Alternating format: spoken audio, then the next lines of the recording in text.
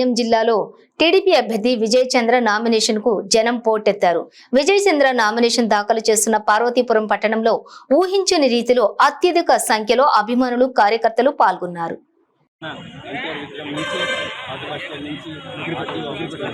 నాతో పాటు అడుగులేసిన నా నియోజకవర్గం ప్రజలు నాపైన ఇంకా ఎక్కువ బాధ్యతలు పెట్టారు. అభివృద్ధి ధ్యేయంగా, అవినీతి అంతంగా ఇక్కడ జరిగిన ప్రతి అవినీతిని తీసి, ప్రతి రూపాయిని తీసి, ఏదైతే గవర్నమెంట్ సొమ్ము ఎవరి జోబులు వేసుకున్నారో ప్రతి ఒక్కరికి కూడా ఒకే మాటిస్తున్నాను. రాబోయేది వచ్చేది ఎన్డీఏ గవర్నమెంట్ తెలుస్తుంది. ప్రతిదీ ఎవరైతే అక్రమంగా సంపాదించారో రూపాయి వడ్డీ అసలు మొత్తంతో కట్టించి తిరిగి గవర్నమెంట్ ఖజానా ఇచ్చే బాధ్యతగా నేను నినాదం పెడుతున్నాను. పార్వతీపురం అభివృద్ధి నా నినాదం. ఇక్కడున్న ప్రతి సమస్య ఎంత కారణం అంటే జిల్లా అయితే అయింది తప్ప పార్వతీపురాన్ని అభివృద్ధికి చాలా దూరంగా ఉంది. పీజీ కాలేజ్ లేదు, ఒక మెడికల్ కాలేజ్ లేదు, మెడికల్ ఫెసిలిటీ లేదు. ఇప్పటికీ నాకు కన్ఫ్యూజన్ విషయం ఏంటంటే పార్వతీపురంలో చాలామంది అంబులెన్స్లో వైజాగ్ వెళ్తూ చనిపోయారు. మా కుటుంబ సభ్యులు కూడా చనిపోయారు. అది నన్ను చాలా కలిసివేసింది.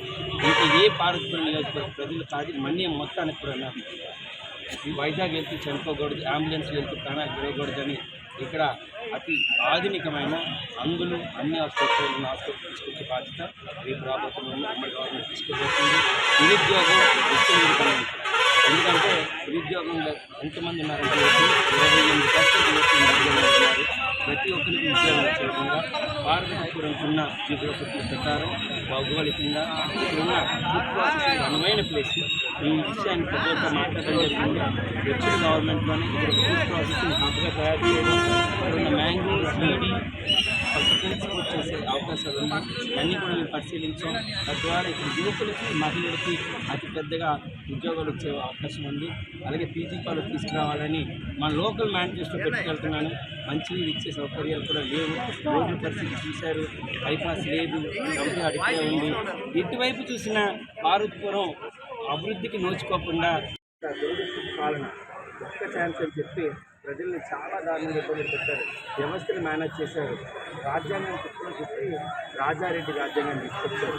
వీటన్నిటికీ ఒకటే గుణపాఠం ఏంటంటే ప్రజలకు ఎంతైనా మభ్య పెట్టండి, ఎంతైనా డబ్బులు ఇవ్వండి, ఏమైనా చేయండి, ఖచ్చితంగా ఈసారి ఎన్డీఏ అభ్యర్థి విజయాన్ని ఎవ్వరూ ఆపేయరని చాలా స్పష్టంగా తెలిసింది. ప్రజలు ఇచ్చిన ఆశీర్వాదం, ప్రజలు చూసిన ఈరోజు ప్రేమ ఒట్టు పెట్టి ఆశీర్వదించి ఎండని సైతం పక్కన పెట్టి నాతో పాటు నడిచిన ప్రతి ఒక్కరికి ఆనందం ఒకటే అనిపిస్తుంది. బాబుని తెచ్చుకోవాలి, పవన్ కళ్యాణ్ రావాలి, మోడీ గారి పైన రావాలి, రాష్ట్రం అభివృద్ధి చెందాలి. ఈ 3 సింపుల్ ఫార్ములాని రాష్ట్రాన్ని కాపాడుతాయి. కరోనా ఎంత డేంజరో వైఎస్ఆర్సీపీ గవర్నమెంట్ కూడా అంతే డేంజర్ అని ప్రజలు వ్యాక్సిన్ ఏదైనా ఉందంటే ఈ యొక్క ముగ్గురు కలయిక, పవిత్రమైన కలయిక, అదే రాష్ట్రానికి శ్రీరామ రక్ష అని స్పష్టంగా ప్రజలైతే నిర్ణయించేశారు. ఈరోజు అనేది స్పష్టంగా నిర్ణయించారు ప్రజలు. మొత్తానికి ఈసారి పార్వతీపురం నియోజకవర్గ ప్రజలందరూ ఒకవైపు ఉన్నారు. అది తెలుగుదేశం ఉమ్మడి అభ్యర్థిగా నా వైపు, అలాగే పార్టీ వైపు ఉన్నారని స్పష్టంగా మీ అందరికీ తెలియజేస్తున్నాము. మిగతాదంతా కూడా 13వ తారీఖున జరిగిన తర్వాత మిగతా విషయాలు మాట్లాడుకున్నాం. సెలవు. దారి చలు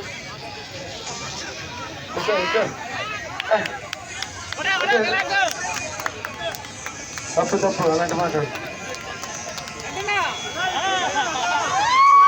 జై తెలుగుదేశం, జై జై తెలుగుదేశం.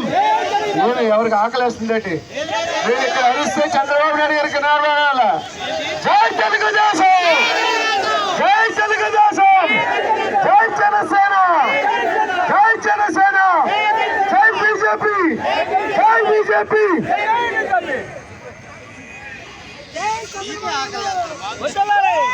విజయ్ చంద్ర